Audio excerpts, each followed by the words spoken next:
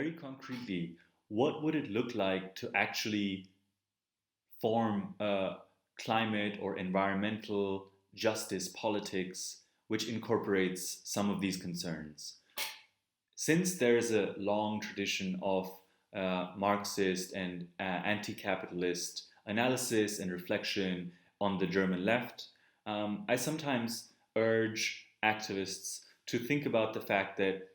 Germany's wealth is built on the backs and lives of the people whose exploited lives made this possible, right? Similar to some of the ideas proposed by and enacted by activist groups like Ende Gelände, which seek to block production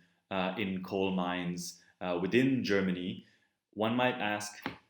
what are the possibilities of blocking production in extractive sites in the global south in solidarity with the activists who are very often murdered for even speaking up in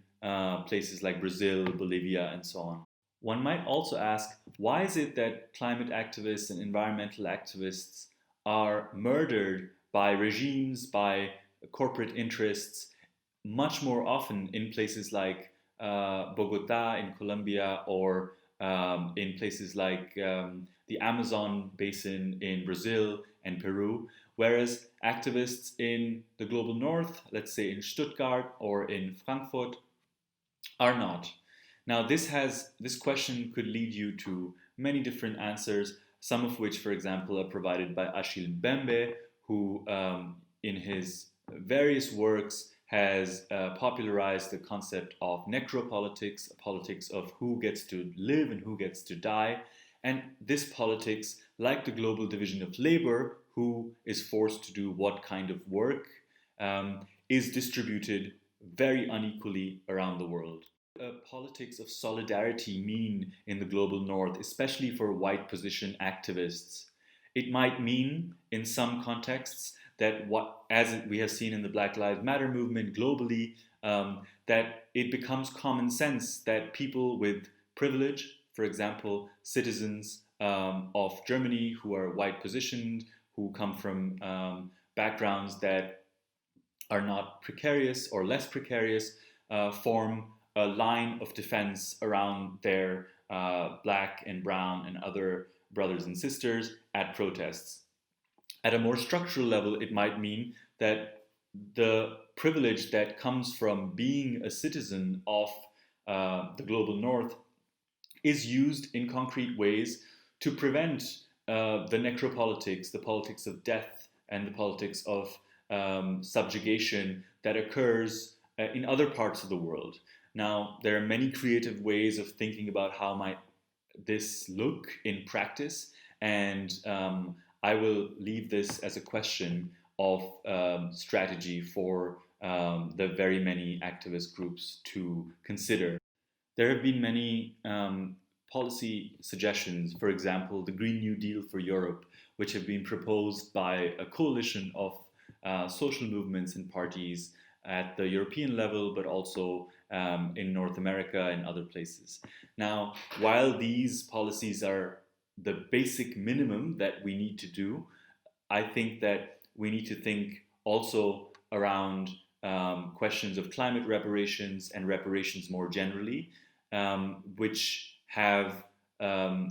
long-lasting implications for historically marginalized populations, and that there can be no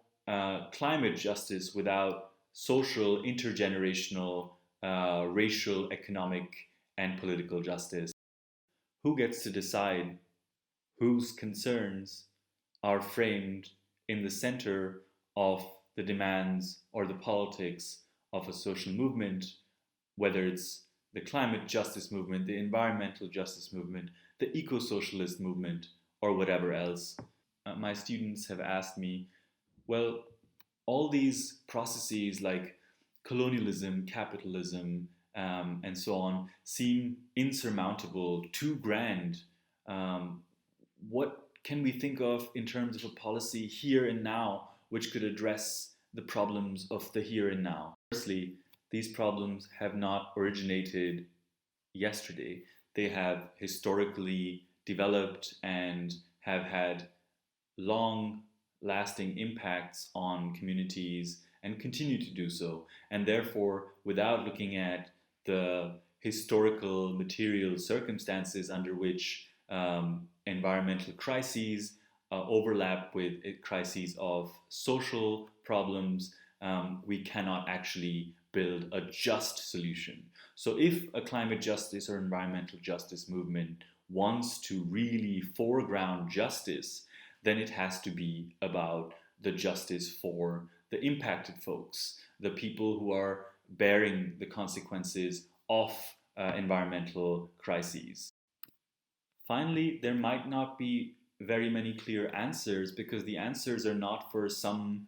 one person to provide. The answers are to be figured out in theory and praxis, but the first step is to think about what we have excluded from our activism, from our thinking, and um,